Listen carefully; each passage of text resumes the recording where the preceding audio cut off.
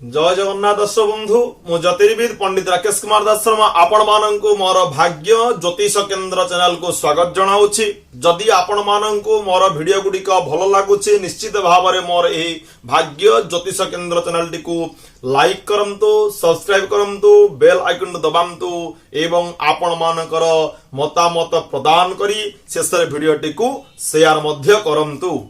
तेबे आसंतु जानिबा कोन विषय वस्तु आज रहिछि।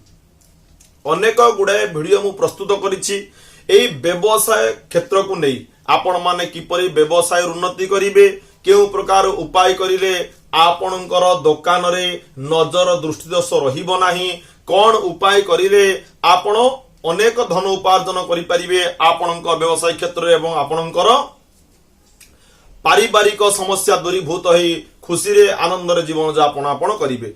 तो आज मु सही प्रकार गोटे विषय वस्तु नहीं आसीछि। तो विषय अच्छी हूँ या कौन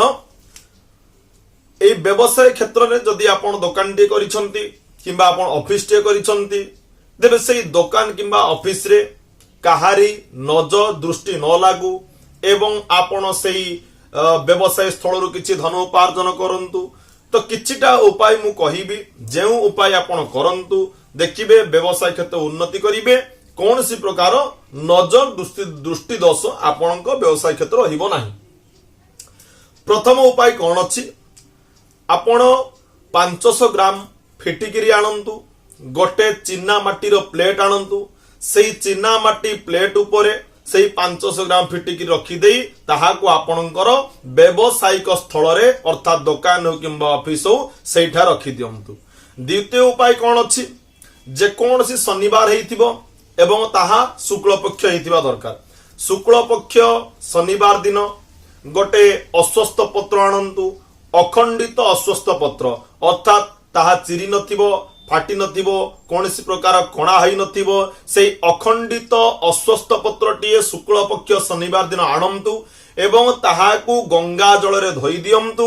गंगा जल रे धोई देई 21 थर गायत्री मंत्र पाठ पूर्वक अर्थात सेई पत्र को धरी आपण 21 थर गायत्री मंत्र को पाठ करंतु। पाठ करी सेई पत्रटी नै कोन करिवे आपण जेउठी बसुछंती सेई बसुथिबा तळे गोटे आसन रखंतु, आसन तळे सेई पत्र रखि दियंतु किंबा जदि गदी ऊपर आपण बसुछंती तेबे सेई गदी तळे सेई पत्रटी को रखि दियंतु। पुनर्बार जेतेबेले द्वितीय शनिवार आसीबो ठीक सेही बळी सेई पत्रटी को नै पानी रे आपण भसाई दियंतु। आउ गोटे सेही प्रकार पत्र आणंतु, पुणी 21 थर गायत्री मंत्र को पाठ करंतु। पाठ करी सेही पत्र नै आपण जो बसुचंती चेयर तळे बा गदी तळे रखि दियंतु। एही परि आपण ताहाकू करि चालंतु, देखिबे निश्चित भाव रे आपणकर व्यवसायिक क्षेत्र उन्नति हेबो एवं केते गुडाए नजर दृष्टि दोष दूरीभूत होई जिवो। तापरे हम जानिबा तृतीय प्रतिकार। तृतीय प्रतिकार कोन अछि अफलंती तेंतुली गछरु गोटे आपण डालटी आणंतु। जे तेंतुली गछरे तेंतुली फळी नथिबो सेई तेंतुली गछरु खंडे डाल काटी आणंतु, ताहाको मध्य गंगा जल रे धोई दियंतु एवं दुकान रे सेई डालटी को रखंतु। देखिबे एहा द्वारा मध्य अनेक नजर दृष्टि दोष दूरीभूत होई थाए। चतुर्थ प्रतिकार कोन एही प्रतिकारटी बहु प्रभावशाली बहु शक्तिशाली निश्चित भाव रे प्रतिकारटी आपण करंतु। दुकान रे गोटे श्री जंत्र को रखंतु, दुकान रे आपण गोटे श्री जंत्र को स्थापन करंतु एवं जतबेले आपण दुकान खोलुछंती दुकान खोलिबा परे सेही श्री जंत्र पाखरे धूप दीप नैवेद्य टिके देई ताहाकू पूजा करंतु एवं मु गोटे मंत्र आपण कहूची सेही मंत्रटी 108 थर पाठ करंतु। तेबे जानिबा मंत्रटी कोन अछि। मंत्र होची कोन ओम श्री शुक्ले महाशुक्ले कमल दल निवासिनी श्री महालक्ष्मी नमो नमः।